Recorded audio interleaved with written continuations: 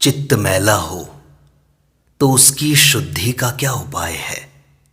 अंतःकरण की शुद्धि का उपाय बताते हुए पूज्य स्वामी राम सुखदास जी कहते हैं, ये राग द्वेष काम क्रोध इत्यादि उत्पन्न होते हैं और नष्ट होते हैं, आते और जाते रहते हैं, परंतु हम उत्पन्न और नष्ट नहीं होते। तो फिर ये राग द्वेष दोष हमसे अलग हुए। अलग होने से ये राग द्वेष हमारे अंदर नहीं है, ये बात ध्यान रखने की है। अतः दृढ़ता से यह विचार होना चाहिए कि ये मेरे नहीं हैं, मेरे अंदर नहीं है। अगर ये आप में होते तो जब तक आप रहते तब तक ये भी रहते, और आप न रहते तो ये भी तो नहीं रहते। परंतु आप तो सदैव रहते हैं, पर ये सदैव नहीं रहते।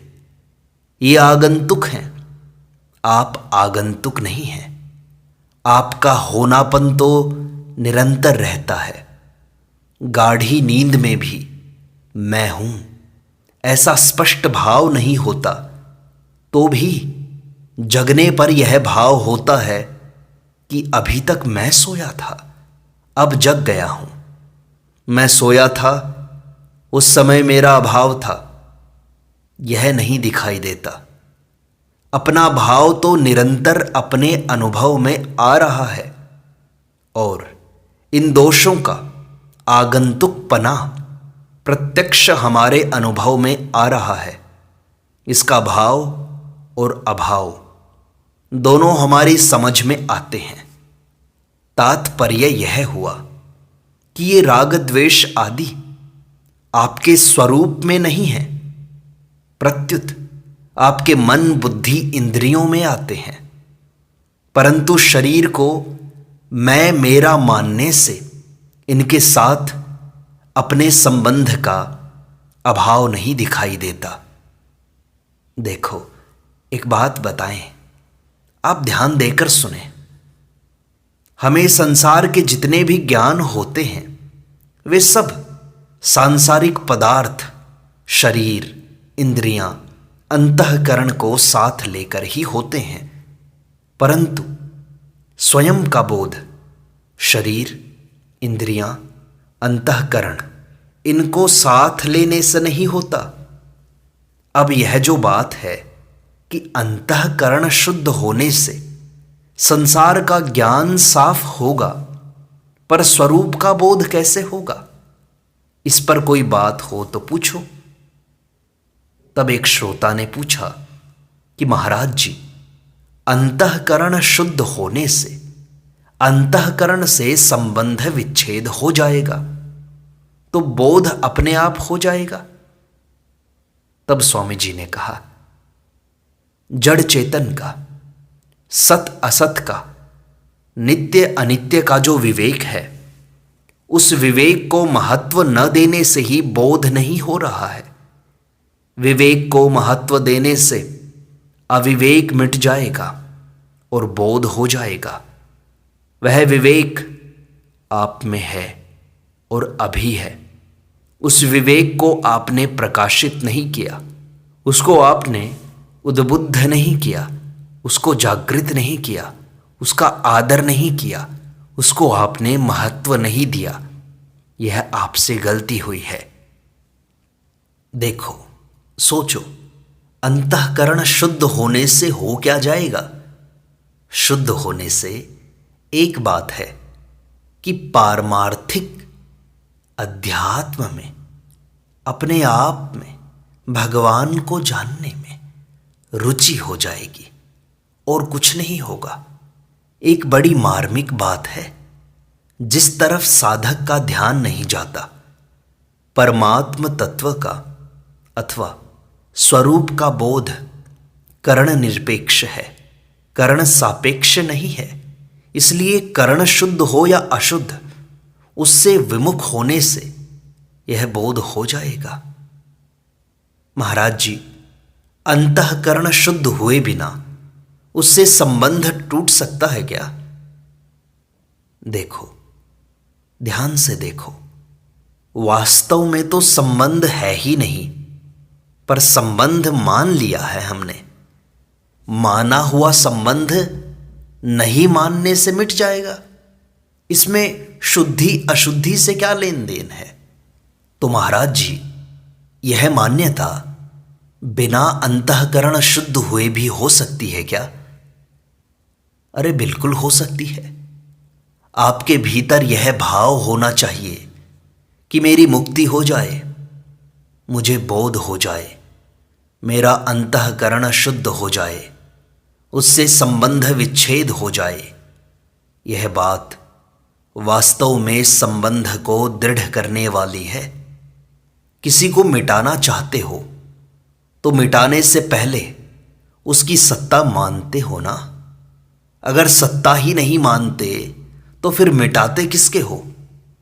सत्ता मानते हो तभी तो आप संबंध विच्छेद करना चाहते हो।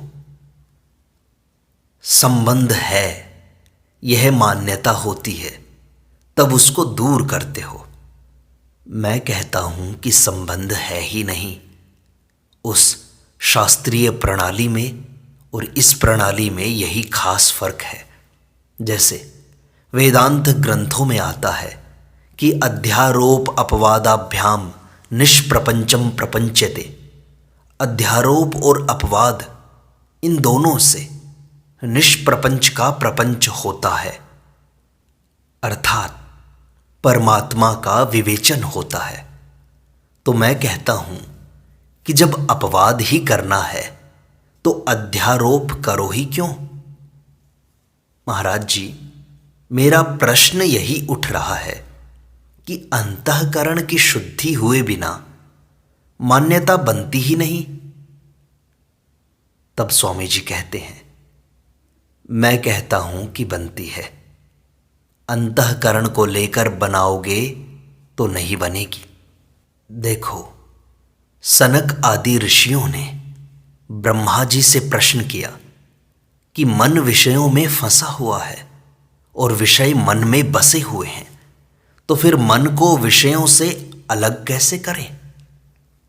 तो उन्होंने उत्तर दिया कि इन दोनों से ही संबंध विच्छेद कर लो।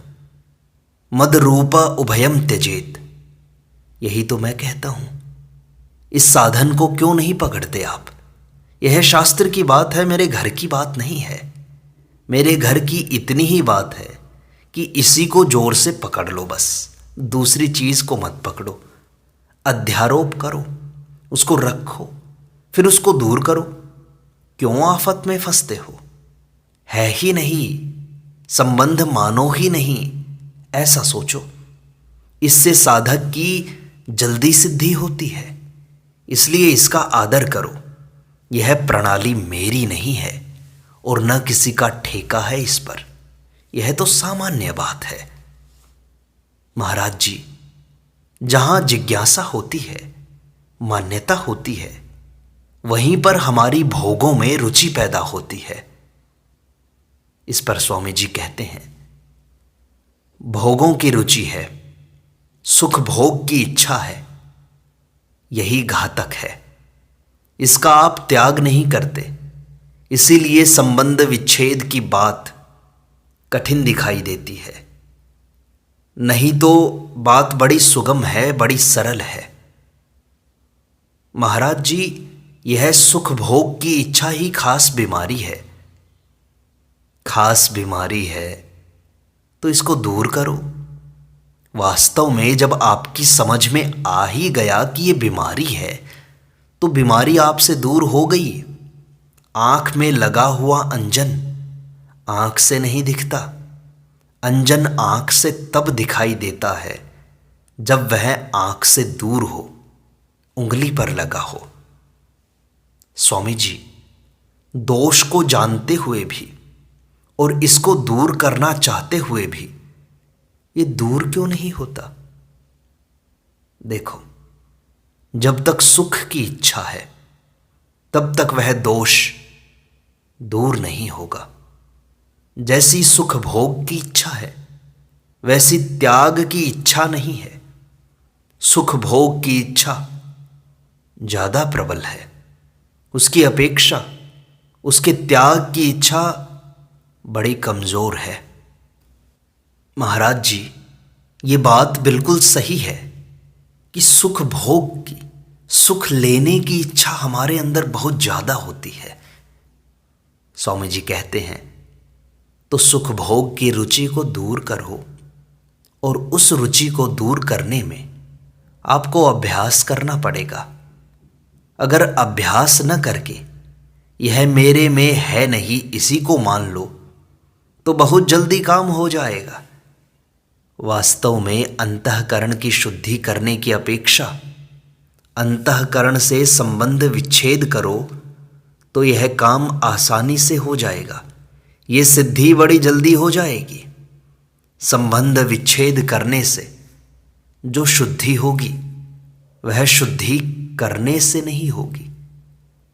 बच्चा मां की गोदी में रहता हुआ शुद्ध नहीं होता। मां के मोहपूर्वक स्नेह में पला हुआ बालक निर्मोही नहीं हो सकता। बाप का मोह कम होता है तो बाप के पास रहने वाला बालक सुधरेगा। अध्यापक का मोह और कम होता है तो उसके पास रहने वाला बालक और ज्यादा सुधरेगा। तत्वज्ञ जीवन मुक्त का मोह होता ही नहीं, इसलिए उसके पास कोई रहेगा तो वह बहुत शुद्ध हो जाएगा, सुधर जाएगा। इस तरह आप अंतःकरण को अपना मानते रहोगे तो वह शुद्ध नहीं होगा। मेरापन रूपी मल तो लगाते जाते हो और कहते हो कि शुद्ध कर लूंगा। कैसे शुद्ध कर लोगे? मेरा है ही नहीं। यह बात बहुत ही शुद्ध करने वाली है और जल्दी शुद्ध करने वाली है। इसी बात को लेकर मेरी प्रणाली दूसरी तरह की दिखाई देती है। वह दूसरी प्रणाली भी मेरी पढ़ी हुई है, देखी हुई है, और ये प्रणाली भी देखी हुई है। उस प्रणाली में देरी लगती है, जल्दी सिद्धि नहीं होती। आप ही देख लो कि इतने वर्षों से सत्संग करते हैं, साधन करते हैं, पर वास्तविक सिद्धि कितनों को मिली? अशुद्धि को आदर देते हुए, अपने में मानते हुए उसको दूर करना चाहते हैं। इससे वह दूर होगी ही नहीं। मल को लगाते भी जाते हो और उससे हटना भी चाहते हो। वास्तव में आपके स्वरूप में यह है नहीं। शरीरस्थोपि कौन्तेय न करोति न लभ्यते। भगवत गीता कहती है, शरीर में स्थित रहता हुआ भी आपका स्वरूप शरीर में स्थित नहीं है, कर्ता और भोक्ता नहीं है। इस प्रकार सीधे स्वरूप को ही पकड़ने की मेरी प्रणाली है। यह कोई नई बात नहीं है। महाराज जी, रामायण में तो ज्ञान को कठिन बताया गया है और आप कहते हैं कि सरल है। स्वामी जी इस पर कहते हैं, आप प्रमाण दोगे तो मैं चुप हो जाऊंगा, पर मैं मानूंगा थोड़ी ही इस बात को। आप रामायण की बात कहोगे तो हृदय में गोस्वामी जी महाराज का आदर होने के कारण मैं चुप तो हो जाऊंगा, परंतु जो सरल है वह कठिन कैसे हो जाएगा? गोस्वामी जी महाराज ने इसको सरल कहा है। वे कहते हैं, निर्गुण रूप सुलभ अति, सगुण जान नहीं कोई, सुगम अगम नाना चरित, सुनि मुनि मन भ्रम होई। यह और किसी की वाणी है क्या? गोस्वामी जी महाराज ही तो कहते हैं कि ये बहुत सरल है।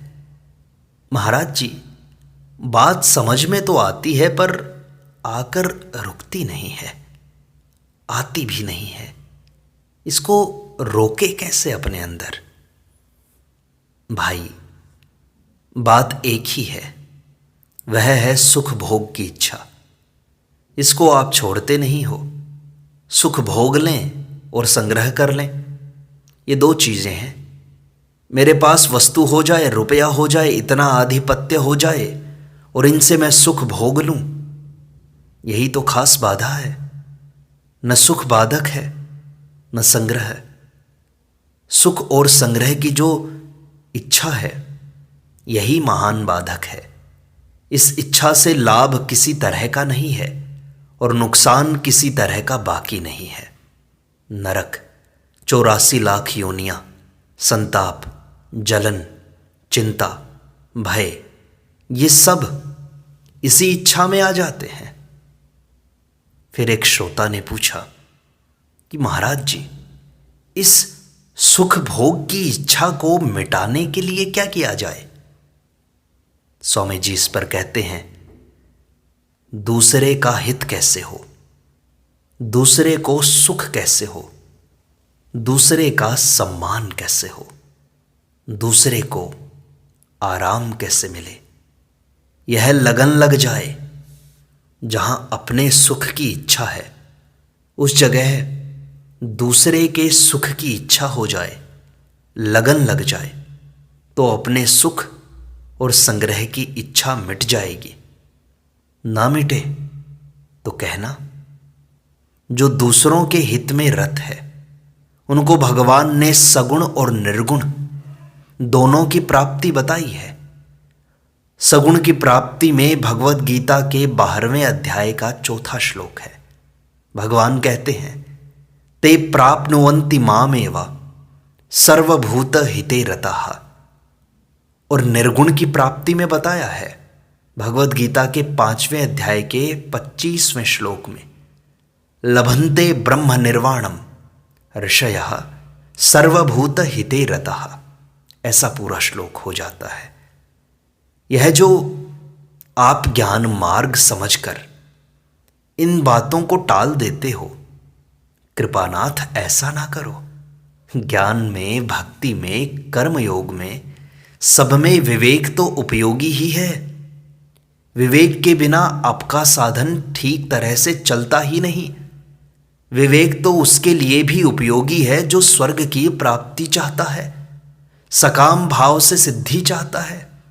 उसका शरीर तो यहीं रह जाएगा, फिर स्वर्ग कौन जाएगा? इसलिए जो बंधन का कारण है उसमें भी विवेक जरूरी है। जो अपना उद्धार चाहता है उसके लिए तो विवेक बड़ा भारी उपयोगी है। जो इसकी उपेक्षा करते हैं वे गलती करते हैं। भगवान ने तो गीता का आरंभ ही इसी से किया है कि शरीर और शरीरी, देह और देही दो हैं, एक नहीं है। वास्तविकता भी यही है। इसी वास्तविकता का अनुभव करना है बस। वास्तविकता का अनुभव नहीं करोगे तो क्या अनुभव करोगे?